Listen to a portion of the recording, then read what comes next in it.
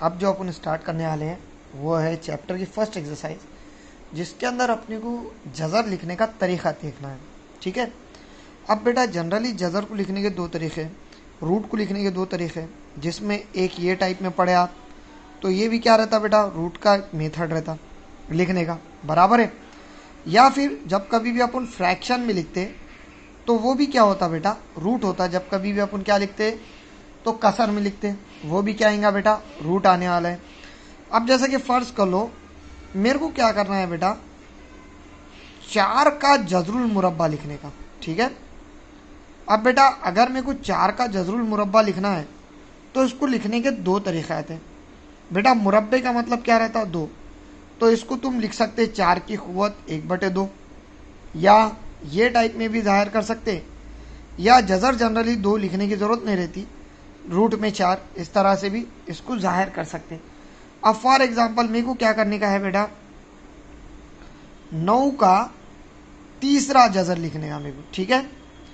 अब 9 का तीसरा जज़र अगर लिखना है तो क्यूब रूट ऑफ 9 लिखने का है।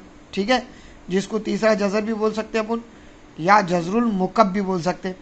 सो क्यूब रूट ऑफ 9 लिखना है मेरे को। तो बेटा क्यूब रूट ऑफ 9 को अगर मुझे लिखना है तो मैं क्या करूँगा, 9⁻⁴ भी लिख सकता, या फिर क्यूब लिख के अंदर 9 भी लिख सकता। तो ये दोनों भी तरीके से अपन क्या कर सकते बेटा, क्यूब को जाहिर कर सकते या अपन जज़र को जाहिर कर सकते।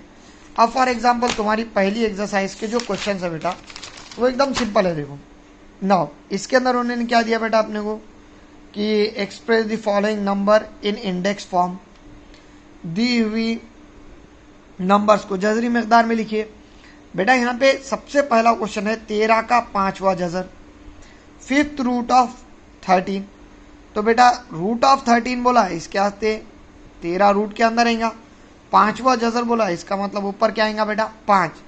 तो इसका पढ़ने का जो तरीका रहता वो क्या रहता, 13 का 5वां जज़र, या तो इसको ऐसा लिखो या 13 की क़ुव्वत 1/5 लिखो।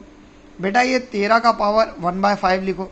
दोनों का मीनिंग क्या है, सेम है। ठीक है। सेम टाइप में 9 का 6ठा जज़र, 6th रूट ऑफ 9, 9 का जज़र लिख रहे, इसके आस्ते 9, कौन सा जज़र लिख रहे बेटा, 6ठा। या फिर इसको कैसा लिखेंगे बोलो, 9 के सिर पे क्या देंगे बेटा, 1/6 भाई, बराबर। ये दोनों का मीनिंग क्या आएगा, सेम आने वाला है। अब यहाँ देखो बेटा 256 का जज़रुल मुरब्बा, जब कभी भी जज़रुल मुरब्बा लिखते तो जज़र पे 2 डालने की जरूरत नहीं है, उसका मतलब ही क्या रहता बेटा, 2 रहता। स्क्वायर रूट ऑफ 256, देखो स्क्वायर रूट के अंदर 256 लिखे, या फिर क्या लिखेंगे बेटा बोलो, 256 रेस टू क्या, 1/2, 256 की क़ुव्वत 1/2। इससे भी जाहिर कर सकते, इससे भी जाहिर कर सकते, दोनों में से कोई भी एक लिखो, तुम्हारा आंसर सही आता।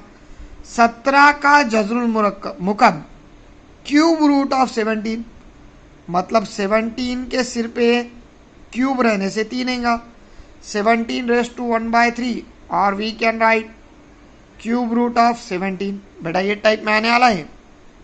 नाउ 100 का 8वां जज़र, 8th रूट ऑफ 100, मतलब 100 रेस टू क्या आएगा बेटा, ये 1/8, और 8th रूट ऑफ क्या, 100, ये टाइप में आने वाला है। अब ये आए बात 30 का 7वां जज़र, 7th रूट ऑफ 30, मतलब अंडर रूट ऑफ 30, इसके ऊपर पावर कितना आएगा बेटा, 7, या फिर 30 रेस टू क्या आने वाला है बेटा, 1/7। तो ये टाइप में तुम्हारा पहला क्वेश्चन कंप्लीट हुआ। और दूसरा क्वेश्चन बेटा पूरा उल्टा दिया वाला है इसका। अब दूसरे क्वेश्चन में क्या दिया उन्होंने, इंडेक्स फॉर्म में दिया और अपने को नंबर में लिखो बोला। अब फॉर एग्जांपल मैंने क्या करा बेटा, तुम लोगों को 9th रूट ऑफ 8 दिया भाई, बराबर। तो इसको इंग्लिश में कैसा लिखेंगे बेटा, तो 9th रूट ऑफ 8 बराबर, और उर्दू में क्या पढ़ेंगे, 8 का 9वां जज़र भाई, बराबर। या तो ये टाइप में देंगे क्वेश्चन, या फिर 12 रेस टू 1/3, ये टाइप में। 3 का मतलब 2 का मतलब स्क्वायर लेने का, 3 का मतलब क्यूब लेने का। बेटा अगर इसको इंग्लिश में लिखना है तो आप क्या लिखेंगे, क्यूब रूट ऑफ 12, और अगर उर्दू में लिखना है तो क्या लिखेंगे, 12 का जजरुल मुकब। सेम पैटर्न में 13⁻1/7 दे दिया मैंने। अगर इसको उर्दू में पढ़े तो 13 का 7वां जजर बराबर, और इंग्लिश में पढ़े तो 7th रूट ऑफ क्या आएगा, 13। तो बेटा सेकेंड क्वेश्चन आप लोगों को अभी सॉल्व करके भेजना है मुझे, ठीक है।